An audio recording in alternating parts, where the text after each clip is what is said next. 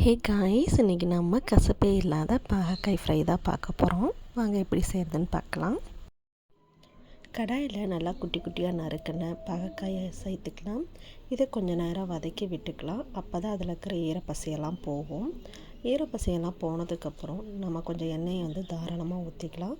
அதுதான் அந்த கசப்பு தன்மையை நீக்கும். எண்ணெய் ஊற்றுறதுக்கப்புறம் நல்லா வதக்கி விடணும். அது நமக்கு லைட் ப்ரௌன் கலரில் மாறணும்.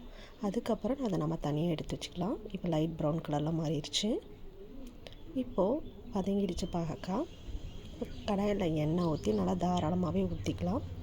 ஒரு டீஸ்பூன் கடுகு, ஒரு பெரிய வெங்காயம், 2 வரமிளகா, கொஞ்சம் கறிவேப்பிலை ஆட் பண்ணிவிட்டு ஒரு பெரிய சைஸ் தக்காளி ஆட் பண்ணிக்கிறேன். தக்காளி நல்லா வதங்கறதுக்கு உப்பும் ஆட் பண்ணிக்கிறேன். காரத்துக்கு 1 டேபிள் ஸ்பூன் தனி மிளகாய் தூள் ஆட் பண்ணிக்கிறேன். இதை நல்லா வதக்கி விட்டுக்கிறேன், எண்ணெய் நல்லா பிரிஞ்சு வர அளவுக்கு. இப்போ நம்ம வதக்கி வச்சுருக்க பாகக்காய் ஆட் பண்ணி நல்லா வதக்கி விட்டுக்கிறேன். இது பாகக்காய் வேகிறதுக்கு கொஞ்சம் தண்ணி ஆட் பண்ணி மூடி போட்டு வேக வச்சுக்கிறேன்.